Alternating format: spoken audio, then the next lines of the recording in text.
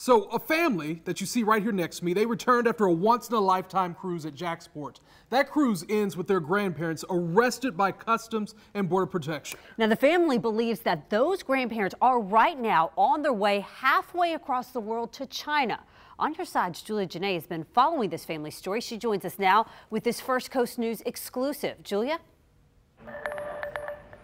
That's right. Those grandparents were here in the U.S. on a valid travel visa. The grandfather is dying of stage 4 cancer, and his family says this trip was supposed to be his last time with his grandkids. They now believe his final months will be spent fighting red tape they had already cut through. I need you to prove to me that they're in that car. They're not in that car. A week-long cruise to the Bahamas shipped these 60-year-old grandparents right into the hands of Border Protection. Where are they? Then where are they? Joe McDevitt recorded this exchange with officials on Monday afternoon. They detained all of us. We were in there for over an hour. When they get over there and they process properly, Right. Everything's good. That's not my decision. McDevitt's wife is a Chinese-American U.S. citizen. Her parents came to the U.S. 5 months ago on a travel visa that's still valid. Parents have done nothing but support me financially. They sent me here for college. They pay my entire 4 years college. Well, I'm the only child of them.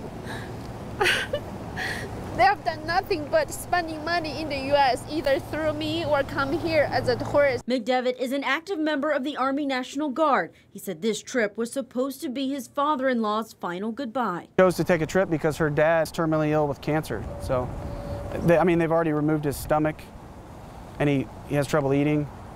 It's not good. A spokesperson for Customs and Border Protection told us they can't give us specifics due to privacy law. They're being hauled off and arrested in front of their 4-year-old and 6-year-old grandchildren, and they're doing things the right way.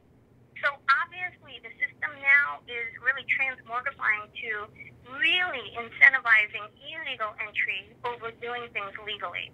I don't know, it's just hard to believe that, like I said, everything that my family's done for this country and the way that the country's treating us right now. I cannot believe you guys just want to kick them out.